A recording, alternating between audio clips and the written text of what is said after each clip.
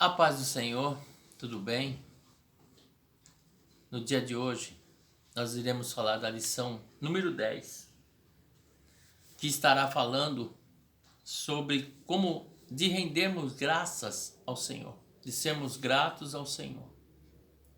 Pai, que nesse dia, que o Senhor esteja nos abençoando, que nós devemos ser gratos ao nosso Deus, que nós devemos ser gratos pela nossa adoração, pela nossa salvação, por tudo que o Senhor tem feito por nós, Senhor.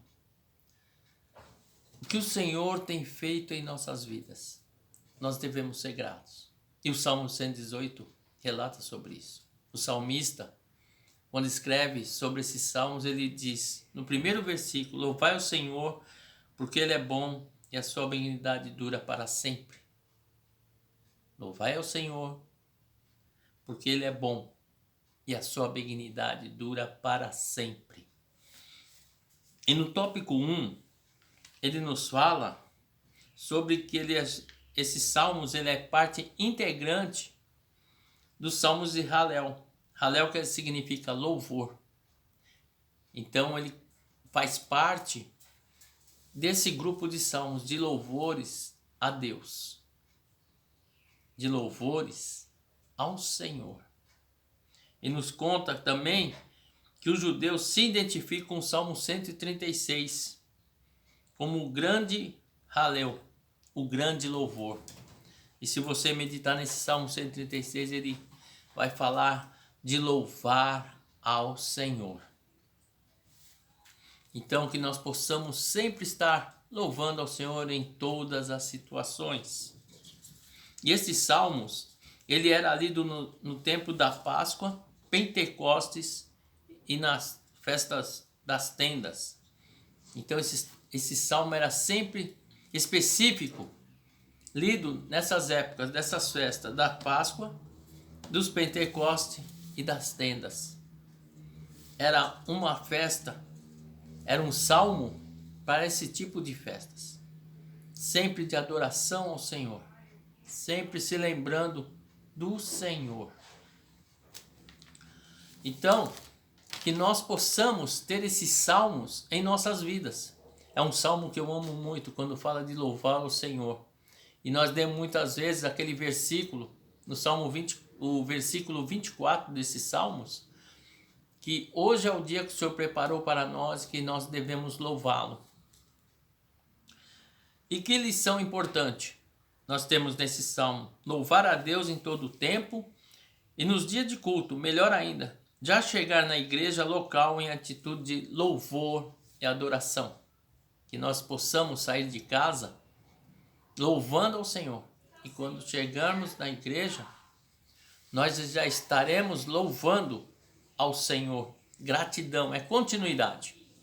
Iniciamos o dia dando gratidão e continuamos dando gratidão a Deus e louvor por tudo que Ele tem feito por nós. Independente do nosso dia. Porque Deus está no controle. Deus está no controle de todas as situações.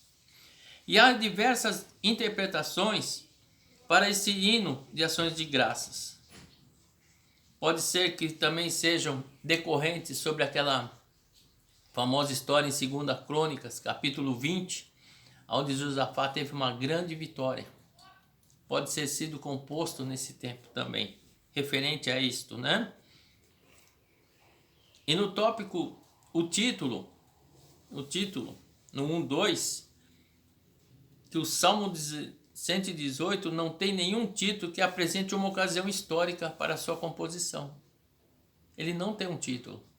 Ele foi composto, sem título, sem nenhum. Mas ele vem falando para que nós louvamos ao Senhor. Vamos continuar louvando a benignidade e ressaltando os livramentos e a salvação alcançada por meio da ação de Deus. Louvando pela benignidade. Ressaltando os livramentos. Quantos livramentos o Senhor tem nos dado? E a salvação alcançada? Que salvação que nós alcançamos? Pela misericórdia de Deus. pela bondade de Deus. Porque Deus amou o mundo de tal maneira que deu seu Filho unigênito para que todos nós não perecemos, mas que tenhamos a vida eterna. Que amor, né? E que bondade é essa? E em tempos tão difíceis é importante ser enfatizado a gratidão a Deus. Nesses tempos difíceis, nós devemos ser gratos a Deus. Nesses tempos difíceis, nós devemos ser gratos ao Senhor, né? Reconhecendo a sua honra e a sua glória. No tópico 2, o caráter de Deus. Mostra o caráter de Deus, a sua bondade e benignidade e o Deus que nos escuta. Olha que coisa linda! Bondade, benignidade e o Deus que nos escuta. Então você pode clamar ao Senhor que Ele nos escuta.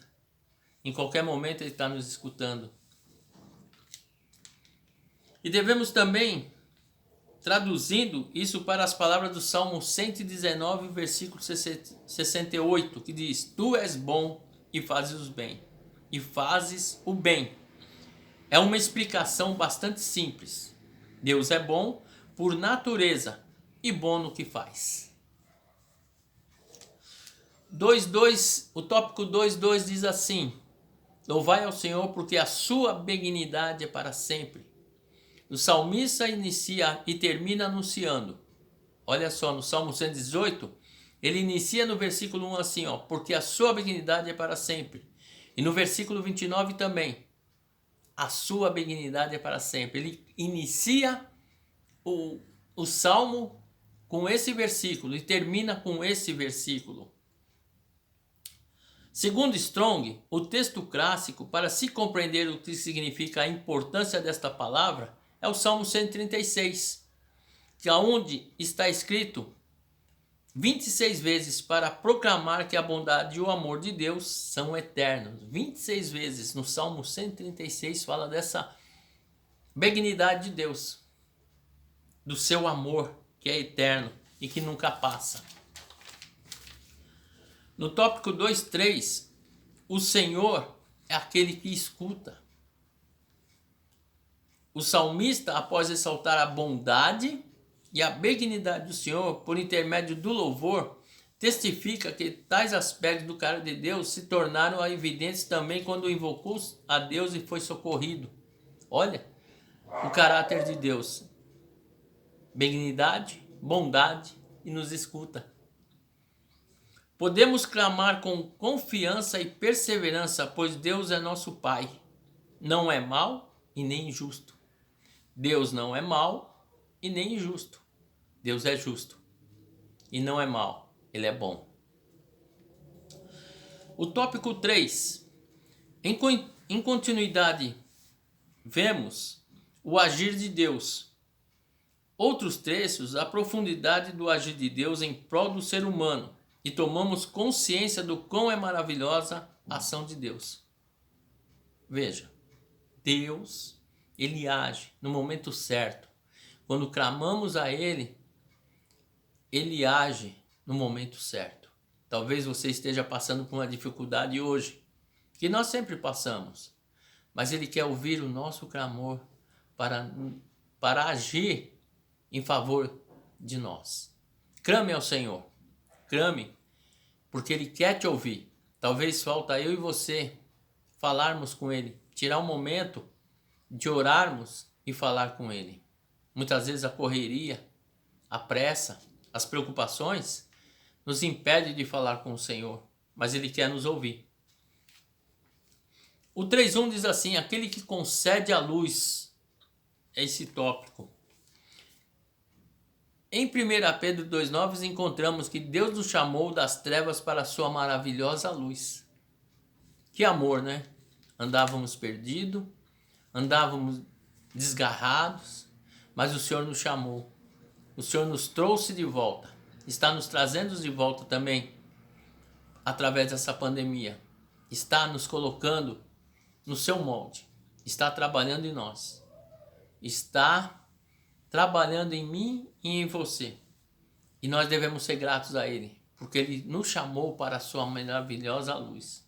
Né? E diz a Bíblia, quem anda nele não anda em trevas, anda em luz. 3:2, aquele que dá força. No verso 14 do Salmo 118, o salmista declara que o Senhor é a sua força. Aonde está a nossa força?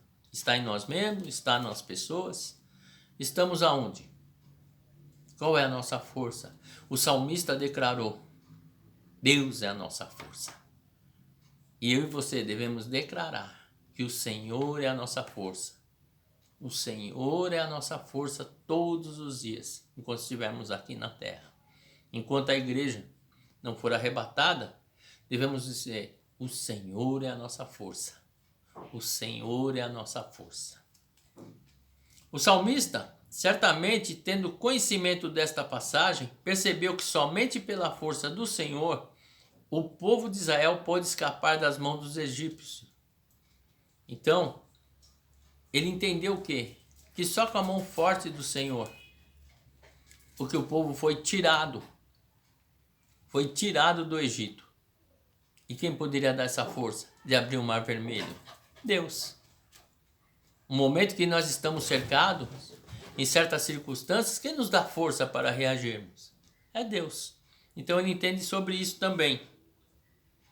As circunstâncias ruins da vida não podem destruir o cristão. Nos momentos difíceis, nós não podemos ser destruídos, pois estamos fortalecidos por Cristo. E se nós estamos fortalecidos por Cristo, faz-nos superarmos todas as adversidades. Estamos fortalecidos. Quando estamos buscando ao Senhor, quando estamos na sua presença, nós estamos enfrentando todas as adversidades. Nada pode nos deter. Muitas coisas querem nos parar. Mas se estamos fortalecidos em Cristo, iremos vencer para a glória do seu nome. E o 3:3, que diz sobre a pedra angular. A pedra de esquina, que muitos homens rejeitaram. Essa, nós não podemos esquecer, que é Cristo Jesus, que é a nossa base. É a nossa base para suportarmos todas as coisas. Nós temos uma pedra. E essa pedra, nós devemos estar edificados nela. A Bíblia diz que é o homem que constrói a sua casa sobre a rocha. Pode vir tempestade, pode vir chuvas fortes, temporais. Mas o Senhor nos sustenta. E nós seremos sustentados por Ele. Onde nós estamos edificando a nossa casa? Sobre a areia ou sobre a rocha? Ou sobre essa pedra? Eu te aconselho a você a construir sobre a pedra angular. Olhar para a pedra principal, a que muitos homens rejeitaram no passado. E que nós não devemos rejeitar essa pedra. Porque Cristo Jesus é a rocha que nos fortalece. E para concluir, o Salmo 118 instrui os servos do Senhor a uma vida de gratidão a Deus. O Salmo 118, então, está nos instruindo para sermos gratos, de termos uma vida grata com Deus. A reconhecermos a bondade de Deus e a sua benignidade. E Ele é digno de ser adorado, não somente pelos seus benefícios, mas pela sua natureza. Adore ao Senhor por tudo que Ele tem feito por você. Adore ao Senhor em todas as circunstâncias. E quero encerrar aqui. O Senhor é bom e a sua misericórdia dura para sempre. Que Deus te abençoe neste dia e que te conceda a paz no seu coração. Medite nesse Salmo 118. E depois medite no Salmo 136. Que conselho temos lá? Para fortalecer a minha e a sua fé. Que Deus te abençoe e te prospere em todos os seus caminhos. Um ótimo dia para você e a sua família. Amém.